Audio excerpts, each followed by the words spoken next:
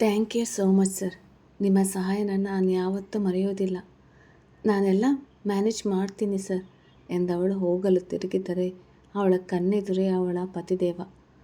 ಗಂಡನ ಮುಖ ನೋಡಿ ಗಂಟಲ ಪಸೆ ಹಾರಿದ ಅನುಭವ ಅವಳಿಗೆ. ಕಮ್ ಅಭಿಮನ್ಯು, ನಾನೇ ನಿನಗೆ ಫೋನ್ ಮಾಡೋಣ ಅಂತಿದ್ದೆ. ಅಷ್ಟರಲ್ಲಿ ನೀನೇ ಬಂದಿದ್ಯಾ. ಇಲ್ಲಿ ಕೆಲವೊಂದು ಅರ್ಜಿಗಳು ಬಂದಿದೆ, ಅದಕ್ಕೆಲ್ಲ ಸೈನ್ ಹಾಕಿ ಹೋಗು ಎಂದನು ನೂತನ್. ಆಫೀಸ್ಗೆ ಹೋಗ್ತಿದ್ದೆ, ಹಾಗೆ ಬಂದೆ. ಇಲ್ಲಿಗೆ ಬಂದ ಮೇಲೆ ಅನ್ನಿಸ್ತದೆ ನಾನಿಲ್ಲಿ ಬಂದು ಒಳ್ಳೆ ಕೆಲಸ ಮಾಡಿದೆ ಅಂತ. ಇಲ್ಲ ಅಂದಿದ್ದರೆ ತುಂಬ ಮುಖ್ಯವಾದ ವಿಚಾರನೇ ನನಗೆ ತಿಳಿಯುತ್ತಿರಲಿಲ್ಲ ಅಲ್ವಾ ಮಿಸ್ ರೇಣಿಕಾ ಅಭಿಮನ್ಯು ವರ್ಮ ಎಂದನು ಅಭಿ ಅವಳನ್ನು ತೀಕ್ಷ್ಣವಾಗಿ ನೋಡಿ. ಅವನ ಮಾತಿನಲ್ಲೇ ಅವನೆಲ್ಲ ಕೇಳಿಸಿಕೊಂಡಿದ್ದಾನೆ ಎಂದು ಅವಳಿಗೆ ಅರ್ಥವಾಗಿತ್ತು. ಅದು ಅದು ರೇರಿ ತಡವರಿಸಿದವಳಿಗೆ. ಇದು ಕಾಲೇಜ್, ರಾ ರಾ ರೀ ರೀ ರೋ ರು ಎಲ್ಲ ಪಾಠದಲ್ಲಿ ಓದಬೇಕು, ಆಫೀಸ್ ರೂಮಿನಲ್ಲಿ ಅಲ್ಲ ಎಂದನು ಗಂಭೀರವಾಗಿ. ಶ್ರೇಣಿಕಾ, ಫಸ್ಟ್ ಅವ್ರಿಗೆ ವಿಶ್ ಮಾಡಿ ಆಮೇಲೆ ಮಾತಾಡಬೇಕು. ನಿಮ್ಗೆ ಇದನ್ನೆಲ್ಲ ಹೇಳಿಕೊಟ್ಟಿಲ್ವಾ ಎಂದನು ನೂತನ್ ವಿದ್ಯಾರ್ಥಿಗೆ ಎಚ್ಚರಿಕೆ ಕೊಡುವಂತೆ. Sorry sir, good morning sir ಎಂದಳು ಶ್ರೇಣಿಕಾ ಅಭಿಮನ್ಯುಗೆ ವಿಶ್ ಮಾಡಿ. Good morning. ತಾವೇನಿಲ್ಲಿ? ನಿಮ್ಮದೆಲ್ಲ ನೋಡಿಕೊಳ್ಳೋದಕ್ಕೆ ಪ್ರಿನ್ಸಿಪಾಲ್ ಇದ್ದಾರಲ್ಲ, ಇಲ್ಲಿಗೆ ಬರುವ ಅವಶ್ಯಕತೆ ಏನಿದೆ? ಏನಾದರೂ ಅರ್ಜೆಂಟ್ ಇತ್ತಾ? ಯಾಕೆ ಇಲ್ಲಿದ್ಯಾ ಎಂದನು ಹೊಳಬರುತ್ತಲೇ ಅನುಮಾನದಿಂದ. ಅಭಿಮನ್ಯು, ಮೊದಲು ಬಾಯಿಲಿ. ಅವರು ಆಫೀಸ್ ವರ್ಕ್ ಪರವಾಗಿಯೇ ಬಂದಿರೋದು. ಅವಳ ಗದರಬೇಡ, ನೀನು ಬಂದದ್ದು ಒಳ್ಳೆಯದಾಯಿತು ಎಂದವನು. ಶ್ರೇಣಿಕಾ, ನೀವು ಬಂದು ಇವರ ಹತ್ತಿರನೇ ಪರ್ಮಿಷನ್ ತಗೊಂಡ್ಬಿಡಿ, ನಿಮಗಿನ್ನೂ ಸುಲಭ ಆಗುತ್ತೆ ಎಂದನು. ಅಭಿ ಹೇಗೆ ರಿಯಾಕ್ಟ್ ಆಗೋನೋ ಎಂದುಕೊಂಡಿದ್ದವನಿಗೆ ಗಂಡ ಹೆಂಡತಿ ನಡುವೆ ಹೋಗುವುದು ಬೇಡವಾಗಿತ್ತು. ಯಾವುದಕ್ಕೆ ಪರ್ಮಿಷನ್, ಏನಾಯಿತು ಎಂದವನಿಗೂ ಭಯವೇ. ಎಲ್ಲಿ ಹೆಂಡತಿ ಮನೆ ತೊರೆದಂತೆ ಕಾಲೇಜನ್ನು ತೊರೆಯುವಳೆ, ಓದದೆ ಎಂದು ಮುಂದೆ ಅವಳನ್ನೇ ಆಡಳಿತಕ್ಕೆ ಕೂರಿಸಲು ನಿರ್ಧರಿಸಿದನಲ್ಲ. ಏನಿಲ್ಲ ಅಭಿಮನ್ಯು, ಅವ್ರಿಗೆ 2 ತಿಂಗಳ ರಜೆ ಬೇಕಿತ್ತಂತೆ. ನಾನು ಅಪ್ರೂವಲ್ ಮಾಡಿಲ್ಲ, ಆದರೆ ಅವರು ಪ್ರತಿದಿನ 2 ಕ್ಲಾಸ್ ಮಾತ್ರ ಅಟೆಂಡ್ ಮಾಡ್ತೀನಿ ಅಂತ ಹೇಳಿದ್ದಾರೆ.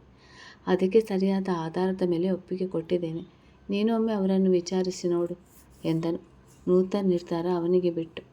ಶ್ರೇಣಿಕಾ, ಹೇಗೋ ಇವನೇ ಬಂದಿದ್ದಾನೆ, ನೀನೊಂದು ಕೆಲಸ ಮಾಡು, ಅಲ್ಲಿ ಪೇಪರ್ ತಗೊಂಡು ಒಂದು ಲೆಟರ್ ಬರ್ಕೊಂಡು ತಗೊಂಡು ಬಾ. ಇವರು ಸೀಲ್ ಹಾಕಿ ಸಹಿ ಮಾಡಿ ಕೊಡ್ತಾರೆ. ಅದನ್ನು ನೀನು ಇಟ್ಕೊಂಡು ನಿನ್ನ ಉಪನ್ಯಾಸಕರಿಗೆ ತೋರಿಸಿದರೆ ಸಾಕು ಎಂದನು ನೂತನ್. ಸರಿ ಸರ್ ಎಂದಳು ಹೊರ ನಡೆದಳು. ಏನಂತೆ ಅವಳದು? ಏನು ಲೆಟರ್ ಹಾಕಬೇಕು? ಏನಾದರೂ ತೊಂದರೆನಾ ಎಂದನು ಅಭಿಮನ್ಯು. ಅದನ್ನು ನಾನು ನಿನ್ನ ಹತ್ರ ಕೇಳಬೇಕು. ನನಗಂತೂ ಅವಳ ಜೊತೆ ಗಂಭೀರವಾಗಿ ಮಾತಾಡೋಕ್ಕೆ ಕಷ್ಟ ಆಗೋಯಿತು ಮಾರಯ್ಯ. ಅಂದರೆ ಏನು ಮಾಡಲಿ, ಈ ಸ್ಥಾನ ಆಗಿದೆ, ನೀವೇನು ಇಲ್ಲಿ ಬಂದಿರೋದು ಎಂದನು ಗೆಳೆಯನ ನೋಡಿ. ಇವಳ ನೋಡೋಕ್ಕೆ ಬಂದೆ, ಮನೆ ಬಿಟ್ಟು ಹೋಗಿ ವಾರ ಆಗಿದೆ, ಕೈಗೆ ಸಿಕ್ಕಿಲ್ಲ, ಅದಕ್ಕೆ ಓಲೈಸಿ ಕರ್ಕೊಂಡು ಹೋಗೋಣ ಅಂತ ಬಂದೆ. ಇವಳ ನೋಡಿದರೆ ಇಲ್ಲೇ ಇದ್ದಾಳೆ, ನಾನೇ ಕರೆಸಿಕೊಳ್ಳುವ ಅಂತಿದ್ದೆ, ಅವಳೇ ಬಂದಿದ್ದಾಳೆ ಬಿಡು ಎಂದನು ನಿಡಿದಾದ ಉಸಿರು ದಬ್ಬಿ.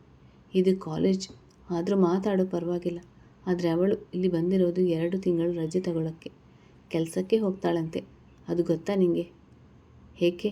ಕಾಲೇಜ್ ಫೀಸ್ನೆಲ್ಲ ನಾನು ಕಟ್ಟಿದ್ದೀನಿ ಅಲ್ವಾ, ಇವಾಗ ಯಾಕೆ ಕೆಲಸಕ್ಕೆ? ಸುಮ್ಮನೆ ಓದೋಕ್ಕೆ ಆಗಲ್ವಂತ ಅವಳಿಗೆ, ರಜೆ ಕೊಡೋಕ್ಕೆ ಆಗೋಲ್ಲ ಅಂತ ಹೇಳಬೇಕಾಗಿತ್ತು. ಹೇಳಿದ್ದು ಮಾತು ಅಂತೂ ಒಂದು ಕೇಳೋಲ್ಲ ಇವಳು ಎಂದನು ಸಿಡಿಮಿಡಿಗೊಂಡು. ಮೊದಲು ಸಮಾಧಾನ ಮಾಡಿಕೊ, ಅವಳು ಓದ್ತಾನೆ ಕೆಲಸ ಮಾಡಬೇಕಂತ ನಿರ್ಧಾರ ಮಾಡಿದ್ದಾಳೆ. ನಾನಿಲ್ಲಿ ಅವಳಿಗೆ ಸಜೆಷನ್ ಕೊಡ್ಬೋದಷ್ಟೆ, ಬೇಡ ಅಂತ ಹೇಳುವ ಹಕ್ಕು ನನಗಿಲ್ಲ. ಯಾಕೆಂದರೆ ಈ ಕ್ಲಾಸಲ್ಲಿ ತುಂಬ ಜನ ಓದ್ಕೊಂಡು ಕೆಲಸ ಮಾಡ್ತಿದ್ದಾರೆ. ಈ ವಯಸ್ಸಿನಲ್ಲಿ ಸ್ವಾತಂತ್ರ್ಯವಾಗಿ ಬದುಕಬೇಕು ಅಂದ್ಕೊಳ್ಳೋದು ಅವರ ಹಕ್ಕು, ಅದನ್ನು ನಾನು ಪ್ರಶ್ನೆ ಮಾಡಲಾಗೋದಿಲ್ಲ. ಅದಕ್ಕೆ ನನ್ನಿಂದಾದ ಸೌಲಭ್ಯ ನಾನು ಮಾಡಿರುವೆ. ಇನ್ನು ನಿನ್ನ ವೈಯಕ್ತಿಕ ಪ್ರಶ್ನೆಗಳಿದ್ದರೆ ನೀನೇ ಕೇಳ್ಬೋದು. ಏನು ಕೇಳೋದು? ನನಗಂತೂ ತಲೆ ಕೆಟ್ಟು ಹೋಗಿದೆ, ಮನೇಲಿರೋಕ್ಕೆ ಆಗ್ತಿಲ್ಲ. ಇವಳೇ ಇಲ್ಲದೆ ದಿನ ಬೆಳಿಗ್ಗೆಯಿಂದ ಸಂಜೆವರೆಗೂ ಒಂದೇ ಸಮನೆ ನನ್ನ ಹಿಂದೆ ಸುತ್ತುತ್ತಾ ತಲೆ ತಿನ್ನುವವಳು. ಸಮಯ ಹೋಗಿದೆ ಗೊತ್ತಾಗ್ತಿರ್ಲಿಲ್ಲ, ಇವಾಗ ಒಂದೊಂದು ನಿಮಿಷನೂ ತುಂಬ ಜಾಸ್ತಿ ಅನಿಸೋಕ್ಕೆ ಶುರುವಾಗಿದೆ. ನನಗೆ ಯಾರ ಹತ್ರ ಹೇಳಿ ನನ್ನ ಕಷ್ಟನ ಎಂದನು ಸಪ್ಪೆ ಮೊರೆ ಹಾಕಿಕೊಂಡು. ಇನ್ಯಾರ ಹತ್ರ? ಕರಣ್ ಹತ್ರ ಹೇಳು, ಅವನು ಶ್ರೇಣಿಕನ ಅಂಗಿಸ್ತಿದ್ದರು ಸುಮ್ಮನೆ ಇದ್ದೆ, ಬಹುಶಃ ನೀನು ಅವತ್ತು ಬೈದು ಸುಮ್ಮನಾಗುತ್ತಿದ್ದೆ ಅನಿಸುತ್ತೆ. ಆದರೆ ಕರಣ್ ನಿಮ್ಮ ದೊಡ್ಡಮ್ಮ ಸೇರಿ ವಿಚಾರಣೆ ಇನ್ನೂ ಜಾಸ್ತಿ ಮಾಡಿ ನಿನಗೂ ಜಾಸ್ತಿ ಕೋಪ ಬರೋ ಥರ ಮಾಡಿಬಿಟ್ರು.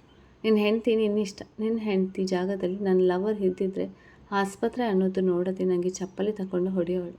ಶ್ರೇಣಿಕಾ ಸುಮ್ಮನೆ ಆಗಿರೋದು ದೊಡ್ಡ ವಿಚಾರ, ಅದು ನಿಜನೇ ಬಿಡು. ಕೆಟ್ಟ ಮೇಲೆ ಬುದ್ಧಿ ಬಂದಾಗೆ ಆಗಿದೆ, ನನಗೆ ತಲೆ ಹೊಡ್ತಿಲ್ಲ. ಕರಣ್ ಸಿಕ್ಕಿದ್ದು ನನಗೆ ಎಂದನು ಗೆಳೆಯನ ಬಗ್ಗೆ ವಿಚಾರಿಸಿ. ಅವನೆಲ್ಲಿ ಸಿಗೋದು? ನಿಮಗೆ ವಿಚಾರ ಗೊತ್ತಿಲ್ಲ ಅನಿಸುತ್ತೆ. ಕರ್ಣನ ಹೆಂಡತಿ ಅವನ ಮೇಲೆ ಫುಲ್ ಬ್ಯಾಟಿಂಗ್ ಮಾಡಿದಾಳೆ. ಅದು ಒಬ್ಬಳೇ ಅಲ್ಲ, ಅವರ ಅಪ್ಪ ಅಮ್ಮ ಅತ್ತೆ ಮಾವ ಎಲ್ಲರ ಎದುರಿಗೆ ಅವನ ಜಾಲಾಡಿದಾಳೆ. ಇನ್ನು ಅವ ಕೈಗೆ ಸಿಗುವುದೇ ಕಷ್ಟವೇ ಬಿಡು. ಇಷ್ಟಾದ ಮೇಲೂ ಅವನು ಬುದ್ಧಿ ಕಲೀಲಿಲ್ಲ ಅಂದರೆ ಕೊಂದೇ ಬಿಡ್ತಾಳೆ ವೇದ ಅವನನ್ನು ಎಂದನು ಜೋರಾಗಿ ನಗುತ್ತ. ಹೌದಾ? ಆ ಹುಡುಗಿ ನೋಡಿದರೆ ಹಾಗೆ ಕಾಣೋದೇ ಇಲ್ವಲ್ಲ, ತುಂಬ ಸಾಧು ಥರ ಕಾಣುತ್ತೆ. ನಾನು ಇವನನ್ನೇ ದೊಡ್ಡ ರಾಕ್ಷಸ ಅಂದ್ಕೊಂಡಿದ್ದೆ. ನೋಡಿದ್ರೆ ಇವನಿಗೆ ಚಳಿ ಬಿಡಿಸಿದಾಳ ಆಕೆ ಎಂದನು ತಾನು ನಗುತ್ತಾ. ಬಿಡಿಸದೆ, ಅವಳೇನು ಹೊರಗಿನವಳ, ಅವನ ಸ್ವಂತ ಅತ್ತೆ ಮಗಳು. ತಾನೇ ಚೆನ್ನಾಗಿ ಬಿಡಿಸಿದಾಳೆ. ಅದಕ್ಕೆ ಹೇಳೋದು, ಇನ್ನೊಬ್ಬರ ವಿಷಯಕ್ಕೆ ಯಾರೂ ತಲೆ ಹಾಕಬಾರ್ದು ಅಂತ. ಕೆಟ್ಟ ಸಂದರ್ಭ ಅನ್ನೋದು ಎಲ್ಲರಿಗೂ ಬಂದೇ ಬರುತ್ತೆ. ಆ ಸಂದರ್ಭವನ್ನು ಅವರು ನಿಭಾಯಿಸಿಕೊಳ್ಳಲಿ ಅಂತ ಬಿಟ್ಟು ಬಿಡಬೇಕು. ನಾವು ಮಧ್ಯಕ್ಕೆ ಹೋದರೆ ಈ ರೀತಿ ಆಗುತ್ತೆ. ಅಷ್ಟೇ ಅಲ್ಲ, ನಮ್ಮ ಜೀವನ ಹಾಳಾಗುತ್ತೆ, ಅವರದು ಹಾಳಾಗುತ್ತೆ ಎಂದನು ನೂತನ್. ಏನೋ ನಿನ್ನಷ್ಟು ತಿಳಿದಿಲ್ಲ ಬಿಡು ಮಾರಯ್ಯ. ಯಾವಾಗ ಮದುವೆ ನಿಂದು ಎಂದನು. ದಿನಾಂಕ ಫಿಕ್ಸ್ ಆದಾಗ ಹೇಳ್ತೀನಿ. ನಾನೀಗ ಹೊರಟೆ, ಸ್ವಲ್ಪ ಕೆಲಸ ಇದೆ. ಹಾಗೆ ಕ್ಲಾಸ್ ರೂಮ್ನೆಲ್ಲ ಎಂಗೇಜ್ ಆಗಿದೆ ಅಂತ ನೋಡ್ಕೊಂಡು ಬರ್ತೀನಿ. ನೀನು ಇಲ್ಲಿರು, ಪೇಪರ್ಸ್ನೆಲ್ಲ ನೋಡಿ ಸಹಿ ಮಾಡಿಬಿಡು. ಹಾಗೆ ಶ್ರೇಣಿಕಾ ಬಂದರೆ ಅವರದು ಅಪ್ರೂವಲ್ ಮಾಡಿ ಸಹಿ ಹಾಕಿಬಿಟ್ಟು ಹೋಗು. ನಾನು ಆಮೇಲೆ ಬರ್ತೇನೆ ಎಂದು ಹೊರಟು ಹೋದನು. ಗಂಡ ಹೆಂಡತಿಗೆ ಸಮಯ ಕಲ್ಪಿಸಿಕೊಟ್ಟು ಅಭಿಮನ್ಯುಗೆ ಹೊಸ ಚಿಂತೆ ಶುರುವಾಯಿತು. ಶ್ರೇಣಿಕನ ಓದಿಸಿ ನೂತನ್ ಜೊತೆ ಶಾಲಾ ಶಿಕ್ಷಣ ಸಂಸ್ಥೆಯ CO ಮಾಡಬೇಕು ಎಂದು ಉದ್ದೇಶ ಇಟ್ಟುಕೊಂಡಿದ್ದವನಿಗೆ ಶ್ರೀ ನಿರ್ಧಾರ ಹೊಡೆತ ಕೊಟ್ಟಿತ್ತು. ಮೇ ಕಮಿನ್ ಸರ್ ಎಂದಳು. ಶ್ರೇಣಿಕಾ ಗಂಡ ಇರೋದು ನೋಡಿಯೂ ಕೂಡ ಒಂದು ವಾರದಿಂದ ಅವನನ್ನು ನೋಡಿರಲಿಲ್ಲ. ತುಂಬ ಹೇಳಿದಂತೆ ಕಾಣ್ತಿದ್ನು. ತಲೆ ಎತ್ತದೆ ಬಾ ಎಂದನು. ಪೇಪರ್ಸ್ ವೀಕ್ಷಿಸ್ತಿದ್ದನು. ಸರ್, ಲೆಟರ್, ನಿಮ್ಮ ಸಹಿ ಬೇಕಾಗಿತ್ತು ಎಂದಳು. ಅವನ ಮುಂದಿಡಿದು ತಲೆ ಎತ್ತಿ ಅವಳನ್ನೊಮ್ಮೆ ನೋಡಿದ. ಮಾಸಿದ ಚೂಡಿದಾರ್, ಕತ್ತಲ್ಲಿ ಕರಿಮಣಿ ಸರ, ಕೈಯಲ್ಲಿ 2 ಹಸಿರು ಬಳೆ, ಕಿವಿಯಲ್ಲಿ ಪ್ಲಾಸ್ಟಿಕ್ ಓಲೆ. ಮನಸ್ಸು ಮರುಗಿತು. ಯಾಕೆ 2 ತಿಂಗಳ ರಜೆ? ಆರೋಗ್ಯ ಏನಾಗಿದೆ ಎಂದನು ಗಂಭೀರವಾಗಿ. ಅವಳ ಲೆಟರ್ನಲ್ಲಿ ಆರೋಗ್ಯ ಸಮಸ್ಯೆ ಎಂದು ಬರೆದಿದ್ದನ್ನು ನೋಡಿ, ವೈಯಕ್ತಿಕ ಸಮಸ್ಯೆ ಸರ್, ಅದೆಲ್ಲ ಹೇಳೋಕ್ಕೆ ಆಗೋಲ್ಲ ಎಂದಳು. ಕೆಲಸಕ್ಕೆ ಹೋಗುವೆ ಎಂದರೆ ಬೈಯುವನು ಎಂದುಕೊಂಡು ಸುಳ್ಳಾಡಿದನು. ನನಗಿಂತ ವೈಯಕ್ತಿಕನ ನಿನ್ನ ಸಮಸ್ಯೆ? ಯಾಕೆ ಕೆಲಸಕ್ಕೆ ಹೋಗುವ ಯೋಚನೆ? ನಿನ್ನ ಖರ್ಚನ್ನೆಲ್ಲ ನಾನೇ ನೋಡ್ಕೊಳ್ತಿದ್ದೀನಲ್ಲ, ಮತ್ತೇನು ಸಮಸ್ಯೆ ಎಂದನು ಅವಳೆಡೆಗೆ ಹುರಿ ನೋಟ ಬೀರುತ್ತಲೇ.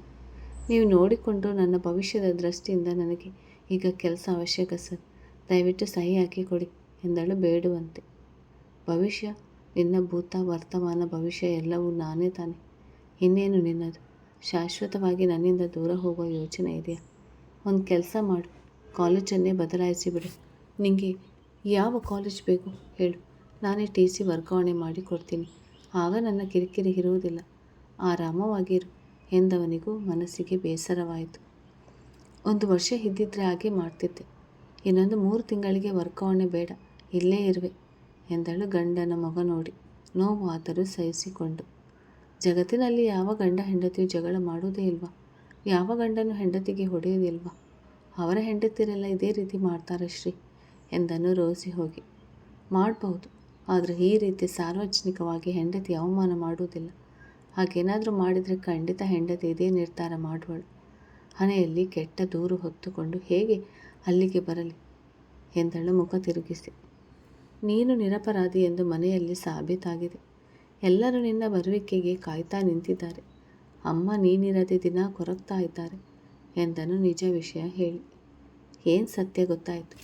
ಯಾರು ಈ ಕೆಲಸ ಮಾಡಿದ್ದು ಎಂದವಳಿಗೆ ತಾನು ತಪ್ಪಿಲ್ಲ ಎಂದ ಸಂತಸವೇ. ಪ್ರಣತಿ ಮತ್ತು ಸಂಜನಾ. ಒಳ್ಳೆಯದಾಯಿತು. ಅವರಿಬ್ಬರಿಗೂ ಎಂದೂ ಬುದ್ಧಿ ಬರುವುದಿಲ್ಲ.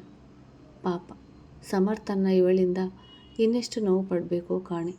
ಹೇಗೋ ಸತ್ಯ ತಿಳಿದಲ್ಲ, ದೇವರು ದೊಡ್ಡವನು ಎಂದಳು ಖುಷಿಯಿಂದ ಬಡಬಡಿಸುತ್ತ. ಸರಿ, ಈಗ ಕಡೆಯದಾಗಿ ನಿನ್ನ ತೀರ್ಮಾನ ಹೇಳು. ನನ್ನಿಂದ ತಪ್ಪಾಗಿದೆ ಇಲ್ಲ ಎಂದು ಹೇಳೋದಿಲ್ಲ. ಆ ಕ್ಷಣಕ್ಕೆ ಕೋಪದಲ್ಲಿ ದುಡುಕಿಬಿಟ್ಟೆ. ಹೌದು, ನಿನ್ನ ಅವಮಾನಿಸಿ ಅಂಗಿಸಿ ಹೊಡೆದದ್ದು ನನ್ನ ತಪ್ಪು. ಅದಕ್ಕೆ ಕ್ಷಮೆಯೇ ಇಲ್ಲ. ಅದಕ್ಕೆ ಈ ರೀತಿ ಮನೆ ಬಿಟ್ಟು ಮುನಿಸಿಕೊಂಡು ಎಷ್ಟು ದಿನ ಇರಲಾಗುತ್ತದೆ? ಮನೆಗೆ ಬಾ, ಇನ್ನೆಂದೂ ನಿನ್ನ ನೋಯಿಸುವುದಿಲ್ಲ ಎಂದನು ದೀನವಾಗಿ ನೋಡುತ್ತಾ ಆಸೆ ಕಂಗಳಿಂದ. ನೋಡಿ, ನಾನು ನಿರಪರಾಧಿ ಎಂದು ಸಾಬೀತಾಗಿದ್ದು ನನಗೂ ಖುಷಿಯೇ. ಹಾಗಂತ ನಾನೆಲ್ಲೂ ಬರುವುದಿಲ್ಲ. ಹೌದು, ಗಂಡ ಹೆಂಡತಿ ನಡುವೆ ವಿರಸ ಸಾಮಾನ್ಯ. ಹಾಗಂತ ನನ್ನ ಸ್ವಾಭಿಮಾನ ಬಿಟ್ಟು ನಿಮ್ಮ ಹಿಂದೆ ಬರಲಾಗುವುದಿಲ್ಲ. ನನಗೂ ನನ್ನದೇ ಬದುಕಿದೆ. ನಾನು ಅಲ್ಲಿಗೆ ಬರುವೆ ಎಂದು ನಿರೀಕ್ಷೆ ಇಟ್ಕೊಳ್ಬೇಡಿ ಎಂದಳು ಗಂಭೀರವಾಗಿ. ಅಭಿ ಮೇಲೆ ಇನ್ನೂ ಕೋಪವೇ. ಸರಿ, ನಿಂಗೆ ಅಲ್ಲಿಗೆ ಬರಲು ಇಷ್ಟವಿಲ್ಲ ಎಂದರೆ ಬೇಡ, ನನ್ನದೇ ಫ್ಲ್ಯಾಟ್ನಲ್ಲಿ ನಾವು ಬೇರೆ ಇರೋಣ, ಅದಕ್ಕಾದರೂ ಒಪ್ಪು. ಹೀಗೇನು ನೀನು ವಾಪಸ್ ಮನೆಗೆ ಬರಲು ನಿನ್ನ ಕಾಲು ಹಿಡಿಯಬೇಕಾ ಹೇಳು, ಎಲ್ಲರ ಎದುರು ಕ್ಷಮೆ ಕೇಳುವೆ ಎಂದನು ಹೆಂಡತಿ ಇರದೇ ಇರಲು ಆಗದೆ. ನಿಮ್ಮ ಕ್ಷಮೆಯನ್ನು ನಾನು ಸ್ವೀಕರಿಸಿರುವೆ, ಆದರೆ ಮನೆಗೆ ಬರಲು ನನ್ನ ಮನಸ್ಸು ಒಪ್ಪುವುದಿಲ್ಲ. ಇಷ್ಟು ದಿನ ಒಟ್ಟಿಗೆ ಇರುವ ನಿಮ್ಮನ್ನು ನಾನು ಬೇರೆ ಕರೆದುಕೊಂಡು ಹೋಗಿ ಯಾವ ಪಾಪ ಅನುಭವಿಸಲಿ. ಈಗ ಅವರು ಹೊರಿಸಿರುವ ದೂರುಗಳೇ ಸಾಕು. ಸದ್ಯಕ್ಕೆ ನನಗೆ ಒಬ್ಬಂಟಿಯಾಗಿ ಬದುಕನ್ನು ನಡೆಸುವ ಆಸೆ ಆಗಿದೆ. ನನ್ನ ಜೀವನ ನಾನು ನೋಡಿಕೊಳ್ಳುವೆ. ದಯವಿಟ್ಟು ಮನೆಗೆ ಬಾ ಅಂತ ಹಿಂಸೆ ಮಾಡಬೇಡಿ, ನಿಮಗೆ ಆ ಅಧಿಕಾರ ಇಲ್ಲ. ಅದು ಅಂದೇ ಹೊರಟು ಹೋಯಿತು ಎಂದಳು ಕಡ್ಡಿ ತುಂಡು ಮಾಡಿದಂತೆ. ತಾನು ಹೋದರೆ ಪ್ರಜ್ಞೆ ತನ್ನಿಂದ ಹಿಂಸೆ ಆದರೆ ಎಂದು. ಯಾಕೆ ಈ ನಿರ್ಧಾರ? ಬಹುಶಃ ಆಕಸ್ಮಿಕವಾಗಿ ಆದ ಮದುವೆಯಿಂದ ಹೊರ ಹೋಗುವ ಯೋಚನೆಯ, ಅಥವಾ ನಾನೇ ನಿನಗೆ ಹಿಡಿಸಲಿಲ್ವಾ? ನನ್ನಿಂದ ನಿನಗೆ ಅಷ್ಟೊಂದು ಕಷ್ಟವಾಗಿದೆಯಾ ಎಂದವನ ಮಾತು ಸರಿಯಾಗಿ ನಾಟಿತು. ನೀನು ನನ್ನನ್ನು ಸಂಜನ ತಾಯಿಯ ಬಲವಂತಕ್ಕೆ ಮದುವೆಯಾಗಿದ್ದಲ್ವೇ? ಪ್ರೇಮಿಸಿದೆ. ಇದೆಲ್ಲ ಸುಳ್ಳು ತಾನೆ? ನಿಜ ಹೇಳಬೇಕೆಂದ್ರೆ ನಿನಗೆ ನನ್ನ ಬಗ್ಗೆ ಯಾವ ಭಾವನೆಯೂ ಇಲ್ಲ. ಕೇವಲ ಒಂದು ತಾಳಿಗಾಗಿ ಇಷ್ಟು ದಿನ ಸುಮ್ಮನಿದ್ದೆ. ಇದು ಸತ್ಯ ಅಲ್ವಾ ಎಂದವನ ಮನಸ್ಸು ಭಾರವೇ. ಇದೆಲ್ಲ ನಿಮಗೆ ಹೇಗೆ ತಿಳಿಯಿತು? ಅದೆಲ್ಲ ಏನಿಲ್ಲ, ನಾನು ಪ್ರೀತಿಸಿಯೇ ಮದುವೆ ಆಗಿತ್ತು. ನಿಮಗೆ ತಪ್ಪು ಗ್ರಹಿಕೆ ಆಗಿದೆ ಎಂದವಳಿಗೆ ಗಂಡನಿಗೆ ಸತ್ಯ ತಿಳಿದಿರುವುದು ಗೊತ್ತಿರಲಿಲ್ಲ. ಈಗ ತನ್ನ ಬಗ್ಗೆ ಏನೆಂದುಕೊಂಡಾನು ಎಂದು ಆತಂಕ. ನೀ ನನ್ನ ಮದುವೆಯಾಗಿ ಬಂದಾಗ ಸ್ವಲ್ಪ ದಿನ ಸಮಯ ತೆಗೆದುಕೊಂಡು ನಾನು ನಿನ್ನ ಒಪ್ಪಿ ಹೆಂಡತಿಯಾಗಿ ಸ್ವೀಕರಿಸಿದೆ ಅಷ್ಟೇ. ಯಾಕೆ ಪ್ರೀತಿಸಿದೆ ಕೂಡ ಒಂದು ಪ್ರಶ್ನೆ ಮಾಡಲಿಲ್ಲ. ಪ್ರೀತಿಸುವವನಿಗೆ ದಂಡಿಸುವ ಅಧಿಕಾರ ಇಲ್ವಾ? ನಿನ್ನ ತಂದೆ ನಿನ್ನ ತಾಯಿಯನ್ನು ದಿನ ಕುಡಿದು ಬಂದು ಹೊಡೆದು ಹಿಂಸೆ ಕೊಟ್ಟಾಗ ಅವರು ಕೂಡ ಹೀಗೆ ಏಕಾಏಕಿ ಗಂಡನ ತ್ಯಜಿಸಿ ಬಿಟ್ರ? ನಾನು ಅಷ್ಟೊಂದು ಕೆಟ್ಟವನ? ನಾನು ನಿನ್ನ ಅವಮಾನಿಸಿದೆ ಎಂದು ಎಷ್ಟು ಸುಲಭವಾಗಿ ತಾಳಿ ಬಿಚ್ಚಿ ಹೋದೆ. ಅಷ್ಟು ಜನರ ಎದುರು ಗಂಡ ಹೊಡೆದ ಎಂದು ನೀನು ಮಾಡಿದ ಕೆಲಸ ಸರಿ ಇತ್ತಾ? ನಾನು ಕಟ್ಟಿದ ತಾಳಿ ಅಷ್ಟು ಕೇವಲವಾ? ಅಂದಿನ ದಿನದ ಘಟನೆ ನೆನೆದು ಕೇಳಿದ. ಅವನ ಮಾತುಗಳು ಒಂದೊಂದು ಹಿರಿಯುತ್ತಿತ್ತು. ನೋಡಿ, ನಾನು ತಾಳಿ ತೆಗೆಯಬಾರದಿತ್ತು, ಆದರೆ ಆ ಕ್ಷಣಕ್ಕೆ ನಾನು ಸ್ವಾಭಿಮಾನಿಯಾಗಿ ಯೋಚನೆ ಮಾಡಿದೆ. ಆದರೆ ನನ್ನ ಉದ್ದೇಶ ನಮ್ಮ ದಾಂಪತ್ಯಕ್ಕೆ ಅವಮಾನ ಮಾಡುವುದಾಗಿರಲಿಲ್ಲ ಎಂದಳು ಪಶ್ಚಾತ್ತಾಪದಿಂದ. ಯಾವ ಕ್ಷಣ? ನೀನು ನನ್ನ ಯಾಮಾರಿಸಿ ಮದುವೆ ಆದವಳು ಎಂದು ಕಾರಣ ಕೊಟ್ಟು ನಿನಗೆ ವಿಚ್ಛೇದನ ನೀಡಿ ತವರು ಮನೆಗೆ ಕಳಿಸ್ಲಿಲ್ವಲ್ಲ ಅದಾ? ನಾನು ದೂರ ಇಟ್ಟರೆ ನನ್ನ ಹೆಂಡತಿಗೆ ವರ್ಮ ಮನೆಯಲ್ಲಿ ಸ್ಥಾನ ಸಿಗೋದಿಲ್ಲ ಎಂದು ನಿನ್ನ ಹಕ್ಕನ್ನು ಕೊಡಿಸಿದೆ. ಎಲ್ಲರೆದುರು ನೀನು ಅರಿಶಿನ ದಾರದಲ್ಲಿ ಇದ್ದಾಗ ನಾನೇ ಮಾಂಗಲ್ಯ ಸರ ಕೊಡಿಸಿದೆ. ನಿನಗೆ ಓದುವುದು ಮುಂದುವರಿಸಿದೆ. ಎಲ್ಲರಂತೆ ನೀನು ಬದುಕಲಿ ಎಂದು ಯಾವುದಕ್ಕೂ ಅಡ್ಡಿಪಡಿಸಲಿಲ್ಲ. ನಿನಗೆ ನೋವಾದಾಗ ನಾನು ದುಃಖಪಟ್ಟೆ. ನಿನ್ನ ತಾಯಿ ಅಕ್ಕನಿಂದ ಆರೋಗ್ಯ ಕೆಟ್ಟಾಗ ಮನೆಯವರ ಮುಂದೆ ಬಿಟ್ಟುಕೊಡದೆ ಎಲ್ಲರ ಎದುರು ಕೆಟ್ಟವನಾದೆ. ನಿನ್ನ ಇಷ್ಟಕ್ಕೆ ವಿರುದ್ಧವಾಗಿ ಹೋಗದೆ ಪ್ರೋತ್ಸಾಹ ಕೊಟ್ಟೆ. ಒಂದು ಕ್ಷಣ ಕೂಡ ನೀನು ಮೋಸ ಮಾಡಿದ್ದರೆ ಅಂತ ಯೋಚಿಸಲಿಲ್ಲ. ಅಂದು ಅಕ್ಕನ ಸ್ಥಿತಿ ನೋಡಿ ದುಡುಕಿಬಿಟ್ಟೆ ನಿಜ. ನಾನೇನು ನೀನು ಅಪರಾಧ ಮಾಡಿರುವೆ ಎನ್ನಲಿಲ್ಲ. ಹುಡುಗಾಟಿಕೆಯಲ್ಲಿ ಎಡವಟ್ಟು ಮಾಡಿರಬೇಕು ಎಂದುಕೊಂಡು ನಾ ಬೈದೆ. ಆದರೆ ರೀತಿ ಸರಿಯಿರಲಿಲ್ಲ. ನಿನ್ನ ಹೊರ ಕಳುಹಿಸಿ ನಾನೇ ಬೇರೆ ಕಡೆ ಇಡಬೇಕು ಎಂದುಕೊಂಡೆ. ಅದು ಆಗಲಿಲ್ಲ. ಎಲ್ಲ ನನ್ನ ಹಣೆಬರಹ ಎಂದವನ ಮಾತು ನಿಜವೇ. ಅವನು ಎಂದು ಅವಳ ಸ್ವಾತಂತ್ರ್ಯ ಕಿತ್ತುಕೊಳ್ಳಲಿಲ್ಲ. ಅಂದು ಕೂಡ ನಿನ್ನ ಖುಷಿಗೆ ನಾನು ಇಲ್ಲ ಎನ್ನಲಿಲ್ಲ. ಇಂದು ಇಲ್ಲ ಎನ್ನುವುದಿಲ್ಲ. ಇಂದು ನೀನು ಸಿಕ್ಕರೆ ನಿನ್ನ ಕೈಕಾಲು ಹಿಡಿದಾದರೂ ಕರೆದುಕೊಂಡು ಹೋಗೋಣ ಅಂತ ಬಂದೆ. ಯಾಕೆಂದರೆ ಅಷ್ಟು ಹಚ್ಚಿಕೊಂಡಿದ್ದೇನೆ ನಿನ್ನ. ನೀನಿಲ್ಲದೆ ಬದುಕೆ ಖಾಲಿ ಅನ್ನಿಸ್ತಿದೆ. ಆದರೆ ನಿನಗೆ ಇಷ್ಟ ಇಲ್ಲ ಎಂದಮೇಲೆ ಬಲವಂತ ಮಾಡೋದಿಲ್ಲ. ನನ್ನ ಜೀವನಕ್ಕೆ ಬರುವಾಗಲೇ ಇನ್ನೊಬ್ಬರ ಬಲವಂತಕ್ಕೆ ಬಂದೆ. ಈಗ ಮತ್ತೆ ನನ್ನ ಬಲವಂತಕ್ಕೆ ಬರುವುದು ಬೇಡ. ನನಗೆ ನಂಬಿಕೆ ಇದೆ, ಇಷ್ಟು ದಿನ ನಾನು ನಿನ್ನ ತಂದೆ ತಾಯಿಗಿಂತ ಚೆನ್ನಾಗಿ ನೋಡಿಕೊಂಡಿರುವೆ ಎಂದು. ನಿನ್ನ ನಿರ್ಧಾರ ಏನೇ ಇರಲಿ ನಾನು ಗೌರವಿಸ್ತೇನೆ. ನಿನಗೆ ಬಿಡುಗಡೆ ಬೇಕಿದ್ದರೂ ಸಹ ಕೊಡುವೆ. ಇಷ್ಟವಿಲ್ಲದ ಪ್ರೀತಿ ಉಸಿರುಗಟ್ಟಿಸುವುದು ಬೇಡ ಎಂದವನ ಮನಸ್ಸು ನೊಂದು ಕಣ್ಣು ತುಂಬುತ್ತಿತ್ತು. ಅವಳ ಜೊತೆ ಬರುವಳೆಂದು ಆಸೆಯಿಂದ ಕಾದಿದ್ದ. ಯಾಕೋ ಈ ಮಾತು ಸಹಿಸಲಾಗಲಿಲ್ಲ. ಅವಳು ಪ್ರೀತಿಸಿದವಳು ತಾನೆ. ಅಭಿ ನನ್ನ ಮಾತು ಕೇಳಿ ನಾನು ಕೂಡ ಎಂದವಳು ಹೇಳುತ್ತಿದ್ದರು. ಅವಳು ಕೊಟ್ಟ ಲೆಟರ್ಗೆ ಸಹಿ ಹಾಕಿ, ಏನಾದರೂ ಸಹಾಯ ಬೇಕಿದ್ದರೆ ನೂತನ್ನ ಕೇಳು ಎಂದವನು ತಿರುಗಿ ನೋಡದೆ ಹೊರಟು ಹೋದನು. ಹೊರಗೆ ನಿಂತ ಗೆಳೆಯನ ಮಾತಿಗೆ ಕಿವಿಯಾಗಿದ್ದ ನೂತನ್ಗೆ ಅಭಿಯ ಮಾತುಗಳು ಕೇಳುತ್ತಿದ್ದವು. ಪ್ರತಿ ಮಾತಿನಲ್ಲೂ ಅವನ ದನಿ ಗದ್ಗದಿತವಾಗುತ್ತಿದ್ದುದು ಅವನ ಗಮನಕ್ಕೆ ಬಂದಿತ್ತು. ಯಾರ ಕಡೆಯೂ ತಿರುಗಿ ನೋಡದೆ ಗತ್ತಿನಲ್ಲಿ ಬೆಳೆದ ಗೆಳೆಯ ಇಂದು ಹೆಂಡತಿಗಾಗಿ ಕಾಲಿಗೆ ಇಳುವೆ ಎಂದಾಗ ಯಾಕೋನೂ ತನ್ನ ಮನಸ್ಸು ತೀವ್ರವಾಗಿ ನೊಂದಿತ್ತು. ಒಂದು ಕ್ಷಣ ದುಡುಕಿಯಿಂದ ಕೊರಗುವ ಸ್ಥಿತಿಯಲ್ಲಿ ಇದ್ದಾನೆ. ಅವನ ಜೀವನವೆಲ್ಲ ಇನ್ನೊಬ್ಬರಿಗಾಗಿಯೇ ಬದುಕಿದ ಅವನಿಗೆ ನೆಮ್ಮದಿಯೇ ಇಲ್ಲವ ಭಗವಂತ ಎಂದುಕೊಂಡವನಿಗೆ ಯಾರ ಪರ ವಹಿಸುವುದು ತಿಳಿಯದಾಗಿತ್ತು.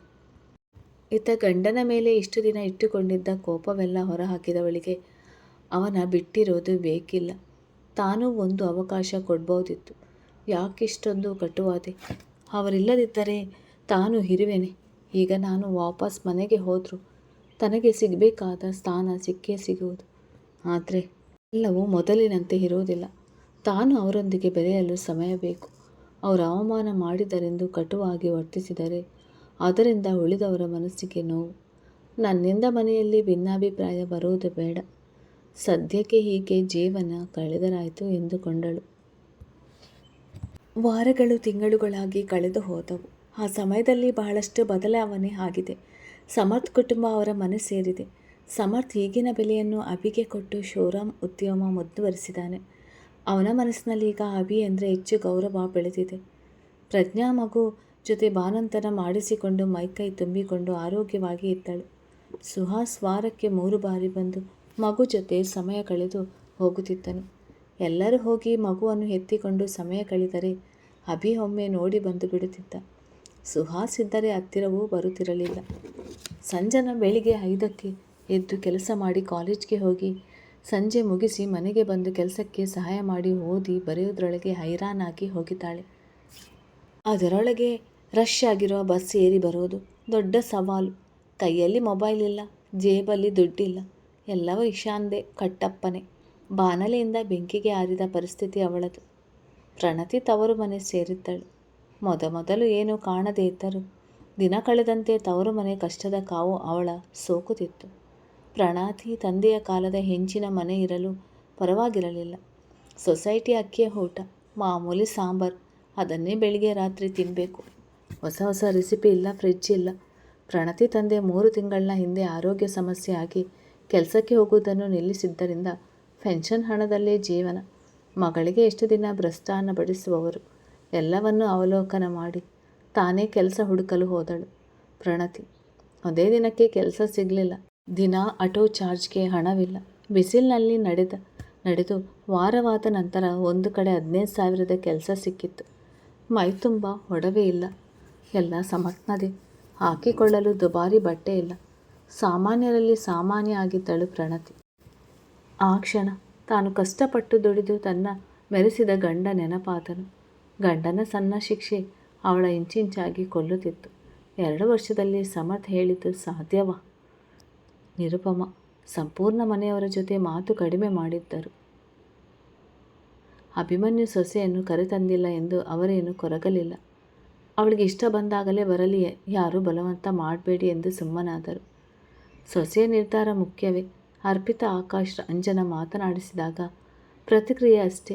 ಇಲ್ಲ, ಒಬ್ಬರೇ ರೂಮಿನಲ್ಲಿ ಉಳಿದು ಬಿಡುತ್ತಿದ್ದರು. ಅವರ ಜೊತೆ ಸಮಯ ಕಳೆಯಲು ಇಶಾನ್ ಅಭಿಯೇ ಬರಬೇಕಾಗಿತ್ತು. ಗಂಡನನ್ನು ನಿರ್ಲಕ್ಷ್ಯ ಮಾಡಿದ್ದರು. ಇಶಾನ್ ವರುಣ್ ಮಾತ್ರ ಹಗಲು ರಾತ್ರಿ ಎನ್ನದೆ ಹೊರಗೆ ಉಳಿಯುತ್ತಿದ್ದರು. ಮೊದಲಿನಂತೆ ಊಟಕ್ಕೆ ಬರುತ್ತಿರಲಿಲ್ಲ. ತಡವಾಗಿ ಬಂದು ಹೋಗುತ್ತಿದ್ದರು. ಪಲ್ಲವಿಯನ್ನು ಯಾರಿಗೂ ಅನುಮಾನ ಬಾರದಂತೆ ನೂತನ್ ಲವ್ವರ್ ನಯನ ಮನೆಯಲ್ಲೇ ಉಳಿಸಿದ್ದನು ಇಶಾನ್. ಕೇಸ್ ವಿಷಯದಲ್ಲಿ ಅವಳೇ ಮುಖ್ಯ ಆಗಿದ್ದರಿಂದ ವರುಣ್ ಮನೆ ಕಡೆ ಗಮನ ಬಿಟ್ಟು ಸಾಕ್ಷಿ ಕಲೆ ಹಾಕುತ್ತಿದ್ದನು. ಒಂದು ಚಾರುವಿನ ಕೊಲೆ ಪ್ರಕರಣ, ಮತ್ತೊಂದು ಸೈನಿಕ ಆಕ್ಸಿಡೆಂಟ್, ಎರಡನ್ನೂ ಹಸಿದ ಹುಲಿಗಳಂತೆ ಸಂಚು ಮಾಡಿ ಹುಡುಕುತ್ತಿದ್ದವರಿಗೆ ಜಯ ಸಿಗುವ ಕಾಲ ಹತ್ತಿರದಲ್ಲೇ ಇತ್ತು. ಅಭಿಮನ್ಯು ತೀರಾ ಮಂಕಾಗಿ ಹೋಗಿದ್ದನು. ಹೆಂಡತಿ ಜೊತೆ ಮಾತಾಡಿ ಬಂದಮೇಲೆ ಅವಳಿಗೆ ಹಿಂಸೆ ಕೊಡದೆ ದೂರವೇ ಉಳಿದಿದ್ದನು. ಬೆಳಿಗ್ಗೆ ಆಫೀಸ್ಗೆ ಹೋದರೆ ಸಂಜೆ ಬರುತ್ತಿದ್ದನು. ಊಟಕ್ಕೆ ಬಂದರೂ ಮಾತು ಅಷ್ಟಕ್ಕಷ್ಟೇ. ತಾಯಿಯ ಆರೋಗ್ಯದ ಸ್ಥಿತಿ ನೋಡಿ ನೋವಿದ್ದರೂ ನಗುತ್ತಲೇ ಇದ್ದನು. ಅಸಮಾಧಾನವೂ ತಪ್ಪು ಕಲ್ಪನೆಯೂ. ಅರ್ಪಿತಾ ಮತ್ತು ಆಕಾಶ್ ಜೊತೆ ಮಾತು ಕಡಿಮೆ ಮಾಡಿದ್ದನು. ಆದರೆ ಸುಹಾಸ್ ಎದುರು ಬಂದರೂ ನಿರ್ಲಕ್ಷ್ಯ ಮಾಡುತ್ತಿದ್ದನು. ಅವರ ಮನೆಯವರ ಮೌನವೇ ತಾನೇ ಅರ್ಪಿತರಿಗೆ ಭಯ ತರಿಸಿ ಅಷ್ಟು ಜಗಳಕ್ಕೆ ಕಾರಣ ಆಗಿತ್ತು. ಸುಹಾಸ್ ಒಮ್ಮೆ ಇದೆಲ್ಲ ಆಕಸ್ಮಿಕ ಬಿಡಿ, ನನಗೆ ಹೆಂಡತಿ ಮುಖ್ಯ, ಮಗುವಲ್ಲ ಎಂದಿದ್ದರು. ಎಲ್ಲ ನಿರಳರಾಗುತ್ತಿದ್ದರು. ಮನೆಯಲ್ಲಿ ಅವನಿಗೋಸ್ಕರ ಕಾಯುವವರಿಲ್ಲ, ಊಟ ಬಡಿಸುವವರಿಲ್ಲ, ಅವನ ಜೊತೆ ಕೂತು 4 ಮಾತು ಆಡುವವರಿಲ್ಲ. ಅವನದೇ ಸಾಮ್ರಾಜ್ಯ, ಅದರಲ್ಲಿ ಆತ ಒಬ್ಬಂಟಿ.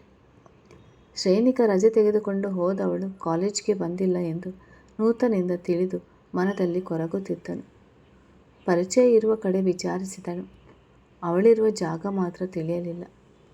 ನೂತನ್ ಮದುವೆಗೂ ಮುಂಚೆ ವರ್ಮಾ ಶಿಕ್ಷಣ ಸಂಸ್ಥೆಯ ಪ್ರಾಥಮಿಕ ಮತ್ತು ಪ್ರೌಢಶಾಲೆಗೆ ಶ್ರೇಣಿಕಾ CO ಆಗಬೇಕಾಗಿತ್ತು.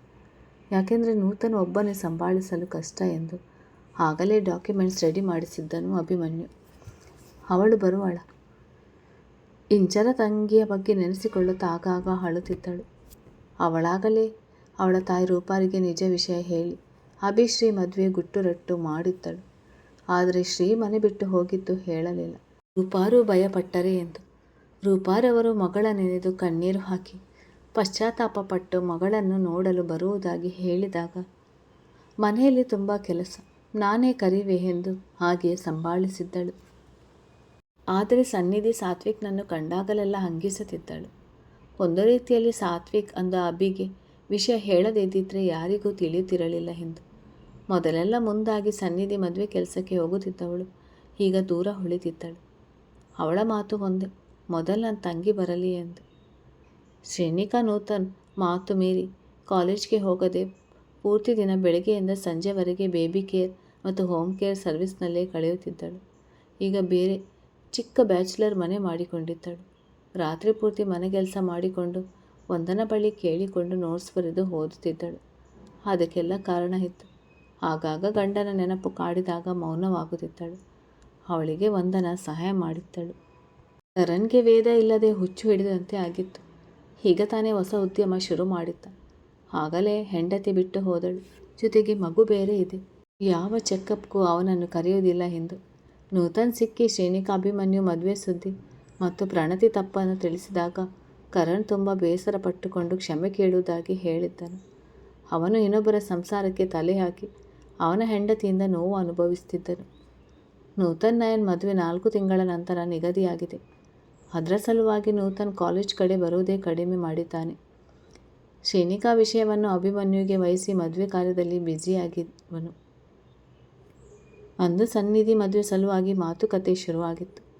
ಸನ್ನಿಧಿ ಮದುವೆಗೆ ಇನ್ನೂ 1 ವಾರ ಬಾಕಿ ಇತ್ತು. ಮನೆಯವರೆಲ್ಲ ಸೇರಿ ಮನೆಯಲ್ಲಿದ್ದು ನೋಡಿಕೊಳ್ಬೇಕೆಂದು ಅಪ್ಪಣೆ ಮಾಡುತ್ತಿದ್ದರು ರಮೇಶ್. ಮುಂಚೆ ಎಲ್ಲ ರವೀಂದ್ರರು ಮುಂದೆ ನಿಂತು ಎಲ್ಲ ವ್ಯವಸ್ಥೆ ಮಾಡಿಸ್ತಿದ್ದರು. ಈಗ ಅವರ ಹೃದಯ ಚಿಕಿತ್ಸೆ ಆಗಿದ್ದರಿಂದ ಜಾಸ್ತಿ ರೂಮಿನಲ್ಲಿ ಉಳಿಯುತ್ತಿದ್ದರು. ಅವರ ಜೊತೆ ಸುಮಿತ್ರಾದೇವಿ ಸಹ. ಈಗ ಮದುವೆಗೆ ಮುಂಚೆ ನಮ್ಮ ಪ್ರಜ್ಞಾ ಮಗುವಿಗೆ ನಾಮಕರಣ ಮಾಡೋಣ ಅಂತ ಇದ್ದೀವಿ. ಹಾಗೆ ತೊಟ್ಟಿಲು ಶಾಸ್ತ್ರ ಮಾಡುವ ರೀತಿ. ಪ್ರಜ್ಞಾ ಆರೋಗ್ಯದ ಸಲುವಾಗಿ ಒಂದು ಸತ್ಯನಾರಾಯಣ ಪೂಜೆ ಮಾಡಿ ಅದರ ಜೊತೆಗೆ ನಾಮಕರಣ ಮಾಡೋಣ ಅಂತ ನೀವೇನು ಹೇಳ್ತೀರಾ ಎಂದರು ರಮೇಶ್ ಎಲ್ಲರೆದುರು.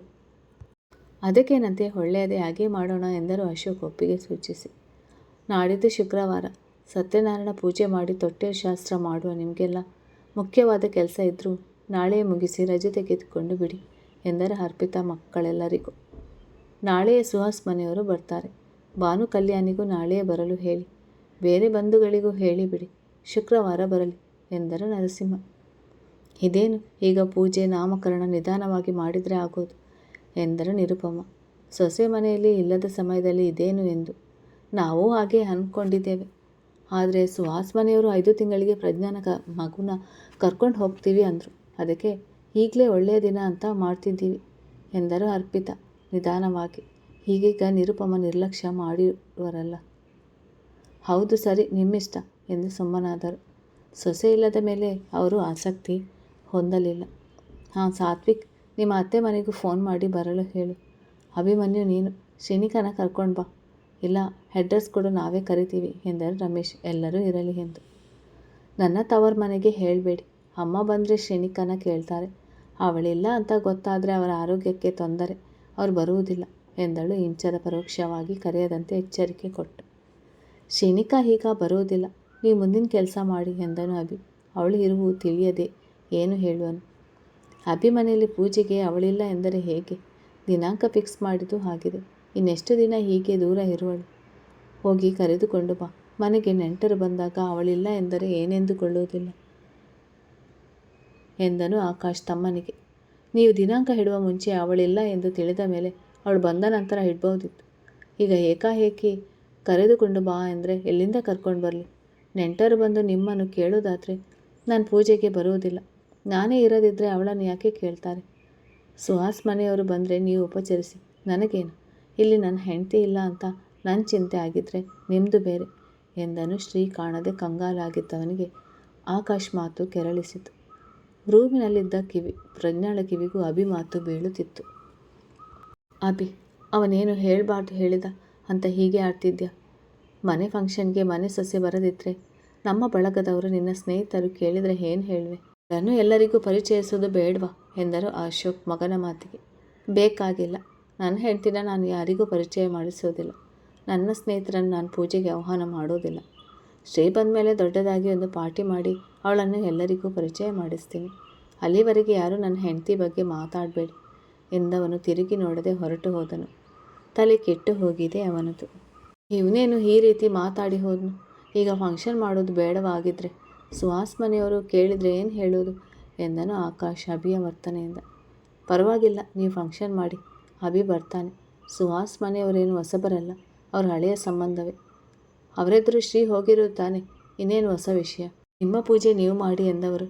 ಸಂಜನಾ, ನನಗೆ ಮಾತ್ರೆ ನುಂಗೋಕ್ಕೂ ನೀರು ತಗೊಂಡು ಬಾ ಎಂದು ಎದ್ದು ಹೋದರು.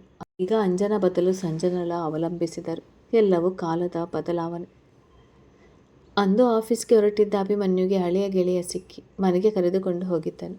ಅವನ ಕುಟುಂಬದ ಬಗ್ಗೆ ತಿಳಿದಿದ್ದ ಅಭಿ ಅವರ ತಾಯಿಗೆ ಆಕ್ಸಿಡೆಂಟ್ ಆಗಿ ಕಾಲು ಮುರಿದಿದೆ ಎಂದು ಹೇಳಿದಾಗ ಒಮ್ಮೆ ನೋಡಿ ಯೋಗಕ್ಷೇಮ ವಿಚಾರಿಸಿ ಬರಲು ಜೊತೆಗೆ ಹೋದನು. ಅವನ ಮನೆಯಲ್ಲಿ ಅಭಿಮನ್ಯುವನ್ನು ಆತ್ಮೀಯವಾಗಿ ಸ್ವಾಗತಿಸಿದರು. ಮತ್ತೇನು ಅಭಿ, ಹೇಗಿದೆ ಲೈಫ್ ಎಂದನು ಆತ ಟೀ ಗುಟಿಕೇರಿಸಿ. ಮಾಮೂಲಿ ಮಗ, ಹಗಲು ಕೆಲಸ, ರಾತ್ರಿ ಮನೆ, ಇಷ್ಟೇ, ಇನ್ನೇನಿರುತ್ತೆ ಎಂದನು ಸಾಧಾರಣವಾಗಿ. ಮತ್ತೆ ಹೆಂಡತಿ ಹೇಗಿದ್ದಾರೆ? ನಿನ್ನ ಮದುವೆಗೆ ಬರೋಕ್ಕೆ ಆಗಲಿಲ್ಲ ಕಣೋ, ನಾನು ಫಾರಿನ್ನಲ್ಲಿದ್ದೆ. ನಿಂದೇನು ಗುಡ್ ನ್ಯೂಸ್ ಏನೂ ಇಲ್ವಾ ಎಂದನು ತುಂಟತನದಿಂದ ಕಣ್ಣೊಡೆದು. ಗುಡ್ ನ್ಯೂಸ್ ಏನಿರುತ್ತೆ? ಪ್ರಜ್ಞಾ ಅಕ್ಕನಿಗೆ ಮಗು ಆಗಿದೆ, ಇನ್ನೇನು ವಿಶೇಷ ಇಲ್ಲ ಎಂದನು ಹೆಚ್ಚು ಯೋಚಿಸದೆ. ಹೆಂಡತಿ ಇಲ್ಲದೆ ಎಂಥ ಗುಡ್ ನ್ಯೂಸ್? ಅವರದಲ್ಲ, ನಿಂದೇನು ಮಗು ಮಾಡಿಕೊಳ್ಳುವ ಯೋಚನೆ ಇಲ್ವಾ? ಫ್ಯಾಮಿಲಿ ಪ್ಲ್ಯಾನಿಂಗಾ ಎಂದನು ನೇರವಾಗಿ. ಹಾಗೇನಿಲ್ಲ ಕಣೋ, ನನ್ನ ಹೆಂಡತಿ ಇನ್ನೂ ಓದುತ್ತಿದ್ದಾಳೆ. ಅವಳದು ಓದು ಮುಗಿಸಿದ ಮೇಲೆ ನೋಡೋಣ. ಈಗಲೇ ಅದೆಲ್ಲ ಯಾಕೆ ಎಂದನು. ಅದು ಸರಿನೇ, ಮುಂದೆ ಏನು ಮಾಡ್ತಾರಂತೆ ನಿಮ್ಮ ವೈಫ್? PhD ಮಾಡಿಸು ಎಂದನು. ಇಲ್ಲ ಇಷ್ಟೇ ಸಾಕು. ಇದಾದಮೇಲೆ ವರ್ಮಾ ಸಂಸ್ಥೆಗೆ CEO ಮಾಡಬೇಕು. ನೂತನ ಒಬ್ಬನಿಗೆ ನಿಭಾಯಿಸಲು ಆಗ್ತಿಲ್ಲ. ಅವನ ಮದುವೆ ಆದಮೇಲೆ ಬರೀ ಇದೇ ನೋಡ್ತಾ ಇರೋಕ್ಕೆ ಆಗೋಲ್ಲ. ಅವನ ಜೊತೆಗೆ ಇವಳು ಇದ್ದರೆ ಸುಲಭ ಆಗುತ್ತೆ. ನನಗೂ ಆ ಕಡೆ ಹೊರೆ ಕಡಿಮೆ ಆಗುತ್ತೆ ಎಂದನು ಮೊದಲೇ ನಿರ್ಧರಿಸಿದಂತೆ. ಹೌದಾ? ಎಂಥ ಒಳ್ಳೆಯ ನ್ಯೂಸ್, ಗುಡ್. ಅವರು ಓದಿದ್ದಕ್ಕೂ ಒಂದು ಬೆಲೆ ಸಿಗ್ತದೆ ಪ್ರಶಂಸಿಸಿದನು ಆತ. ರೀ, ಅತ್ತೆಯನ್ನು ಕರ್ಕೊಂಡು ಬನ್ನಿ, ಆ ಹುಡುಗಿ ಬಂದಿದೆ ಎಂದಳು. ಅವನ ಹೆಂಡತಿ ಬಂತು. ಒಂದು ನಿಮಿಷ ಅಭಿ, ಅಮ್ಮನ ಜೊತೆ ನಾವಿರೋಕ್ಕೆ ಆಗೋಲ್ಲ ಅಂತ ಒಂದು ಹುಡುಗಿನ ನೇಮಿಸಿದ್ದೀವಿ. ಅವರೇ ಬಂದಿರಬೇಕು, ಇರು, ಅಮ್ಮನ ಕರ್ಕೊಂಡು ಬರ್ತೀನಿ ಎಂದು ಮೇಲೆ ಹೋದನು. ಅವನ ತಾಯಿಗೆ ಆಕ್ಸಿಡೆಂಟ್ ಆಗಿತ್ತು. ಒಂದು ಪುಟ್ಟ ಬ್ಯಾಗ್ ಹೆಗಲಿಗೆ ಹಾಕಿಕೊಂಡು ಒಳ ಬಂದ ಹುಡುಗಿ ನೋಡಿ ದಡಕ್ಕನೆ ಎದ್ದು ನಿಂತನ ಅಭಿ. ಶಾಕ್ ಹೊಡೆದಂತೆ. ಅವಳಿಗೂ ಅವನ ನೋಡಿ ಅಷ್ಟೇ ಅಚ್ಚರಿಯಾಯಿತು. ನೋಡಲು ಮೊದಲಿಗಿಂತ ತುಂಬ ಸಣ್ಣ ಆಗಿದ್ದಾಳೆ. ಕೂದಲನ್ನು ಹೆಣೆದು ಕೈಗೆ ಹಸಿರು ಬಳೆ, ಕತ್ತಲ್ಲಿ ಕರಿಮಣಿ ಸರ. ಆದರೆ ಚೂಡಿದಾರ್ ಬದಲು ಒಂದು ಸಾಮಾನ್ಯ ಸೀರೆ ಉಟ್ಟಿದ್ಲು. ಮುಖವೆಲ್ಲ ಬಿಸಿಲಿಗೆ ಬಾಡಿ ಕಪ್ಪು ಕಾಣುತ್ತಿದೆ. ಕೈಗಳಿಗೆ ಬಳೆ ಲೂಸ್ ಆಗಿದೆ. ಮುಖಕ್ಕೆ ಮಾಸ್ಕ್ ಹಾಕಿದ್ದಳು. ಆದರೂ ನೋಡಲು ಸ್ವಲ್ಪ ಬೇರೆಯಾಗಿಯೇ ಕಂಡಳು ಅವನ ಕಣ್ಣಿಗೆ. ಶ್ರೀನಿಕಾ ಎಂದವನ ಹತ್ತಿರ ಹೋಗುವ ಮುಂಚೆ ಅವನ ಗೆಳೆಯ ತಾಯಿಯ ಕರೆತಂದನು. ನೀವು ಹೊಸಬರ? ನಿನ್ನೆ ಬೇರೆಯವರು ಬಂದಿದ್ದರು. ಅವರು ಬರಲಿಲ್ವಾ ಎಂದನು ಆತ ಶ್ರೀನಿಕಾಗೆ. ಆ ಥರ ಏನಿಲ್ಲ ಸರ್, ಯಾರು ಖಾಲಿ ಇರ್ತೇವೆ ಅವರು ಸರ್ವಿಸ್ ಕೊಡಲು ಹೋಗಬೇಕು. ನಿನ್ನೆ ಬಂದಿದ್ದವರು ಬೇರೆ ಕಡೆ ಹೋಗಿದ್ದಾರೆ, ಅದಕ್ಕೆ ನಾನೇ ಬಂದೆ ಎಂದಳು ಬ್ಯಾಗಿನಿಂದ ಬಾಕ್ಸ್ ತೆಗೆದು. ನೋಡಿ ಮೇಡಮ್, ಇವರಿಗೆ ಇಲ್ಲೆಲ್ಲ ಊತ ಬಂದಿದೆ. ಅದರ ನೋವಿಗೆ ನಿದ್ದೆ ಮಾಡುವುದಿಲ್ಲ ಇವರು ಎಂದನು ಆತ ತಾಯಿಯ ಕಾಲು ತೋರಿಸಿ. ಇನ್ನೊಂದು 2-3 ದಿನ ಸರ್, ಆಮೇಲೆ ಸರಿ ಹೋಗ್ತದೆ. ಸಂಜೆ ಸಮಯದಲ್ಲಿ ಸ್ವಲ್ಪ ವಾಕ್ ಮಾಡಿಸಿ, ನಾನೀಗ ನೋವಿನ ಔಷಧಿ ಹಚ್ಚುವೆ ಎಂದವಳು ಅವರ ಕಾಲಿಗೆ ಹಾಕಿದ್ದ ಬ್ಯಾಂಡೇಜ್ ತೆಗೆದು ಅವರ ಕಾಲನ್ನು ಕ್ಲೀನಾಗಿ ಒರೆಸಿ ಔಷಧಿ ಹಚ್ಚಿ ಮತ್ತೆ ಬ್ಯಾಂಡೇಜ್ ಹಾಕಿದ್ದಳು. ಜೊತೆಗೆ ನೋವಿನ ಕ್ರೀಮ್ ಹಚ್ಚಿ ಮಸಾಜ್ ಮಾಡಿದಳು. ಇದು ಅವರ ಕಾಲಿನಲ್ಲಿ ಉಗುರು ಇದೆ, ಅದನ್ನು ಸ್ವಲ್ಪ ಕಟ್ ಮಾಡಿ ನಾವು ಮಾಡಲು ಹೋದರೆ ನೋವು ಎಂತಾರೆ. ಆಮೇಲೆ ಎಲ್ಲದರೂ ಎಡವಿದ್ರೆ ಕಷ್ಟ ಎಂದಳು ಆತನ ಹೆಂಡತಿ. ಸರಿ ಮೇಡಮ್ ಎಂದವಳು ಉಗುರು ಕಟ್ಟದಿಂದ ಮೆಲ್ಲನೆ ಅವರ ಕಾಲನ್ನು ತೊಡೆ ಮೇಲೆ ಇಟ್ಟುಕೊಂಡು ನಿಧಾನವಾಗಿ ಅವರಿಗೆ ನೋವಾಗದಂತೆ ಕೈಯಲ್ಲಿ ಹಿಡಿದು ಕಟ್ ಮಾಡಿದಳು. ಹೆಂಡತಿಯ ಕೆಲಸ ನೋಡಿದವ ಕೂತಲ್ಲಿ ಕೂರಲಾಗದೆ ಕೊನೆಗೂ ಎದ್ದು ನಿಂತನು. ಸರಾಯಿತು, ನಾನು ಹೊರಡುವೆ ಎಂದು ಹತ್ತಿಯಲ್ಲಿ ಕೈ ಒರೆಸಿಕೊಂಡಳು ಕ್ಷಣಿಕ. ಫೀಸ್ ಎಷ್ಟಮ್ಮ ಎಂದವನು ಹಣ ಕೊಡಲು ಹೋದರೆ, ಬೇಡ ಸರ್, ನಮಗೆ ಓನರ್ ಸಂಬಳ ಕೊಡ್ತಾರೆ, ಅದೇ ಸಾಕು, ನೀವು ಅವರಿಗೆ ಕೊಡಿ ಎಂದಳು ನಯವಾಗಿ ತಿರಸ್ಕರಿಸಿ. ರಾಜ್, ನಾನಿನ್ನು ಹೊರಡ್ತೇನೆ, ಮನೆಗೆ ಹೋಗಬೇಕು, ಸಮಯ ಆಗಿದೆ. ನಾಳೆ ಎಲ್ಲರೂ ಮನೆಯಲ್ಲಿ ಪೂಜೆ ಇದೆ, ಬನ್ನಿ ಎಂದನು ಅಭಿ ಔಪಚಾರಿಕವಾಗಿ ಆಹ್ವಾನಿಸಿ ಹೊರಟು ನಿಂತು. ಇಲ್ಲ ಅಭಿ, ಅಮ್ಮನ ಸ್ಥಿತಿ ಹೀಗಿರುವಾಗ ಬರಲು ಆಗೋದಿಲ್ಲ. ಇನ್ನೊಮ್ಮೆ ಬರುವೆವು, ನೀನು ಹುಷಾರಾಗಿ ಹೋಗು ಎಂದು ಗೆಳೆಯನ ಕಳುಹಿಸಿ ಬಂದನು. ಅವನು ಹೋದ 5 ನಿಮಿಷಕ್ಕೆ ಶ್ರೀ ಕೂಡ ಮನೆಗೆ ಹೊರಡಲು ಬ್ಯಾಗ್ ಹಾಕಿಕೊಂಡು ರಸ್ತೆಗೆ ಬಂದಳು. ಎದುರಿಗೆ ಬಂದು ನಿಂತ ಕಾರ್ ನೋಡಿದಳು. 10 ಎಂದವನ ದನಿ ಎಂದಿಗಿಂತ ಗಡುಸಾಗಿತ್ತು. ಡೋರ್ ತೆಗೆದು ಸುಮ್ಮನೆ ಕೂತಳು. ದಾರಿ ಸಾಗಿದರೂ ಇಬ್ಬರು ತುಟಿ ಬಿಚ್ಚಲಿಲ್ಲ. ಅವಳ ನೋಡಬೇಕು ಎಂಬ ಆಸೆ ಇತ್ತು, ಆದರೆ ಈ ರೀತಿ ನೋಡುವೆ ಎಂದು ಅವನು ಊಹಿಸಿರಲಿಲ್ಲ. ನೀನು ಮಾಡ್ತಿರೋದು ಮಕ್ಕಳು ನೋಡಿಕೊಳ್ಳುವ ಕೆಲಸ ತಾನೆ, ಇಲ್ಲೇನು ಮಾಡುತ್ತಿರುವೆ ಎಂದನು ದಾರಿಯನ್ನು ನೋಡುತ್ತಾ. ಅದರ ಜೊತೆಗೆ ಹೋಮ್ ಕೇರ್ ಸರ್ವಿಸ್ ಕೂಡ ಮಾಡ್ತಿದ್ದೀನಿ, 2 ಕಡೆ ಕೆಲಸ ಎಂದಳು ಅವಳು ಎದುರು ದೃಷ್ಟಿ ನೆಟ್ಟು. ಏನೋ ಮಕ್ಕಳು ನೋಡಿಕೊಳ್ಳುವ ಕೆಲಸ, ಅವುಗಳ ಜೊತೆಗೆ ಆಟ ಆಡಿಕೊಂಡು ಇರಲಿ ಅಂತ ಸುಮ್ಮನೆ. ಆದರೆ ಇದೇನಿದು, ಓದೋದು ಬಿಟ್ಟು ಇನ್ನೊಬ್ಬರ ಸೇವೆ ಮಾಡೋಕ್ಕೆ ತಯಾರಾಗಿದೆಯಾ ಎಂದನು ಅಸಮಾಧಾನದಿಂದ. ನಮಗೆ ಅದಕ್ಕೆ ಸಂಬಳ ಕೊಡೋದು, ಮಕ್ಕಳು ನೋಡಿಕೊಳ್ಳುವುದು ಎಂದರೆ ಅವರಿಗೆ ಊಟ ಮಾಡಿಸಿ ಡೈಪರ್ ಚೇಂಜ್ ಮಾಡಿ ಮಲಗಿಸೋದು ಎಲ್ಲ ಇರುತ್ತೆ, ಬರೀ ಆಟ ಆಡಿಸೋದಲ್ಲ ಎಂದಳು ಕೋಪದ ದನಿಯಲ್ಲಿ. ಕಾಲೇಜ್ಗೆ ಯಾಕೆ ಹೋಗಲಿಲ್ವಂತೆ ಎಂದನು ಗಂಭೀರವಾಗಿ. ನನಗೆ ಸಮಯ ಇಲ್ಲ ಎಂದಳು ಚುಟುಕುತ್ತರ ಕೊಟ್ಟಳು. ನಿಮಗೆ ರಜೆ ಕೊಟ್ಟಿರೋ 1/2 ದಿನ ಅಷ್ಟೇ, ಅದನ್ನು ಮೀರಿ ರಜೆ ಹಾಕಿದರೆ ಪರೀಕ್ಷೆ ಕಟ್ಟಲು ಬಿಡೋದಿಲ್ಲ ಎಂದನು ಎಚ್ಚರಿಕೆ ನೀಡುವಂತೆ. ಪರವಾಗಿಲ್ಲ, ನಾನು ಆಮೇಲೆ ಮತ್ತೆ ಬೇಕಾದರೆ ಓದ್ತೀನಿ ಎಂದಳು. ನನ್ನ ಯಾವ ಮಾತಿಗೂ ನೀನು ಸರಿಯಾಗಿ ಉತ್ತರ ಕೊಡಲ್ಲ ಅಲ್ವಾ, ಮನಸ್ಸಿಗೆ ಬಂದಿದ್ದೇ ಹೇಳ್ತೀಯ, ನನ್ನ ಮಾತು ಅಂದರೆ ಕೇವಲ ನಿನಗೆ ಎಂದನು ಅವಳೆಡೆಗೆ ಹುರಿ ನೋಟ ಬೀರುತ್ತಲೇ. ಹೌದು, ಹಾಗೆ ತಿಳ್ಕೊಳ್ಳಿ, ನಾನೇನು ಮಾಡಲಿ ಎಂದಳು ಮಾಮೂಲಿಯಾಗಿ, ಹೆಚ್ಚು ತಲೆ ಕೆಡಿಸಿಕೊಳ್ಳದೆ. ನೋಡು, ನಿಂಗೆ ಎಷ್ಟು ದಿನ ಬೇಕೋ ಅಷ್ಟು ದಿನ ನಿಂಗೆ ಎಲ್ಲಿ ಇಷ್ಟ ಅಲ್ಲಿರು, ಮನೆಗೆ ಬಾ ಅನ್ನಲ್ಲ ನಾನು, ನಿನ್ನ ಖರ್ಚು ಪೂರ್ತಿ ನಾನು ನೋಡ್ಕೊಳ್ತೀನಿ. ಆದರೆ ಈ ರೀತಿ ಎಲ್ಲ ಮಾಡಿ ನನ್ನ ಹೊಟ್ಟೆ ಉರಿಸ್ಬೇಡ. ನಾನು ಬೇರೆ ಇರೋಕ್ಕೆ ಒಪ್ಪಿಗೆ ಕೊಟ್ಟಿದ್ದು ನೀನು ಸ್ವಲ್ಪ ದಿನ ಬೇರೆ ಇದ್ದರೆ ಮನಸ್ಸು ತಿಳಿಯಾಗ್ತದೆ ಅಂತ, ಈ ರೀತಿ ಒಬ್ಬಳೇ ಅಳಿದು ಕಷ್ಟಪಡಲಿ ಅಂತ ಅಲ್ಲ. ನಾನು ಮಾಡಿದ ತಪ್ಪು ಈಗ ಅನುಭವಿಸ್ತಿದ್ದೀನಿ ಎಂದವನ ಕಣ್ಣು ತುಂಬಿಕೊಂಡವು. ಹೆಂಡತಿಯ ಮುಖ ನೋಡಿ ಅತ್ತ ತಿರುಗಿ ಕಣ್ಣೊರೆಸಿಕೊಂಡವನು. ಏನೂ ಆಗೋಲ್ಲ ಬಿಡಿ, ನನಗೆ ಇದರಲ್ಲಿ ಖುಷಿ ಇದೆ, ಹಾಗಂತ ನಾನೇನು ಓದುವುದು ನಿಲ್ಲಿಸೋದಿಲ್ಲ, ಇದರ ಜೊತೆ ಆ ಕೆಲಸವನ್ನು ಮಾಡುವೆ ಎಂದಳು ಗಂಡನ ನೋವು ನೋಡಲಾಗದೆ. ಮನೆಯಲ್ಲಿ ನಾಳೆ ಸತ್ಯನಾರಾಯಣ ಪೂಜೆ ಇದೆ, ಜೊತೆಗೆ ಪ್ರಜ್ಞಾ ಅಕ್ಕನ ಪಾಪು ನಾಮಕರಣ ಕೂಡ, ನಿನ್ನ ಕರೆಯೋಕ್ಕೆ ಹೇಳಿದರು. ನನಗೆ ನಿನ್ನ ವಿಳಾಸ ಗೊತ್ತಿರಲಿಲ್ಲ ಎಂದನು ವಿಷಯ ತಲುಪಿಸಿ. ಓ, ಇಷ್ಟು ಬೇಗ ಯಾಕಂತೆ, 1 ವರ್ಷ ತುಂಬಿದಾಗ ಮಾಡ್ಬೋದಲ್ಲ ಎಂದವಳಿಗೂ ಮಗು ನೋಡುವ ಆಸೆ ಇದೆ. ಸುಹಾಸ್ ಮನೆಯವರು 5 ತಿಂಗಳಿಗೆ ಕರ್ಕೊಂಡು ಹೋಗ್ತಾರಂತೆ, ಅದಕ್ಕೆ. ಮತ್ತೆ ಮುಂದಿನ ವಾರ ಸನ್ನಿಧಿ ಮದುವೆ ಇದೆ, ಆಮೇಲೆ ಸಮಯ ಆಗೋದಿಲ್ಲ ಅಂತ ಈಗಲೇ ಮಾಡ್ತಿದ್ದಾರೆ, ಬರ್ತೀಯ ನೀನು ಎಂದನು ಅವಳ ಮೊಗದಿಟ್ಟಿಸಿ. ಇಲ್ಲ, ನಾನು ಯಾಕೆ ಅಲ್ಲೆಲ್ಲ, ಅದಲ್ಲದೆ ಸುಹಾಸ್ ಅವರಿಗೆ ನಾನು ಪ್ರಜ್ಞಾ ಅಕ್ಕನ ಬೀಳಿಸಿದೆ ಅಂತ ಕೋಪ ಬಂದಿತ್ತು, ಈಗ ಅವರ ಫಂಕ್ಷನ್ಗೆ ಹೋಗಲು ಒಂದು ರೀತಿಯ ಮುಜುಗರ, ನಾ ಬರಲ್ಲ ಎಂದಳು. ಅದೊಂದು ಕಾರಣವಾದರೆ ಅಸಲಿ ಕಾರಣ ಬೇರೆ ಇತ್ತು, ಅದು ಅವನ ಗಮನಕ್ಕೆ ಬರಲಿಲ್ಲ. ಸರಿ ಬಿಡು, ನೀನೇ ಇಷ್ಟ, ಆದರೆ ಕೆಲಸ ಬಿಟ್ಟು ಮೊದಲು ಹೋದು, ಆಮೇಲೆ ಕೆಲಸಕ್ಕೆ ಹೋಗುವೆ ಅಂತೆ, ನಾನು ನಿನ್ನ ಖರ್ಚು ಕೊಡ್ತೀನಿ ಎಂದನು ಇನ್ನೊಮ್ಮೆ ಅವಳ ಮನವೊಲಿಸಲು. ಬೇಡ ಬೇಡ, ಈಗ ಇರುವುದೇ ನನಗೆ ಸರಿ ಇದೆ, ನಾನೆಲ್ಲ ನೋಡ್ಕೊಳ್ತೀನಿ, ನೀವೇನು ತಲೆ ಕೆಡಿಸ್ಕೋಬೇಡಿ, ಆರಾಮವಾಗಿರು, ನಾನು ಹೀಗೆ ಚೆನ್ನಾಗೇ ಇದ್ದೀನಿ ಎಂದಳು ಕಡ್ಡಿ ತುಂಡು ಮಾಡಿದಂತೆ.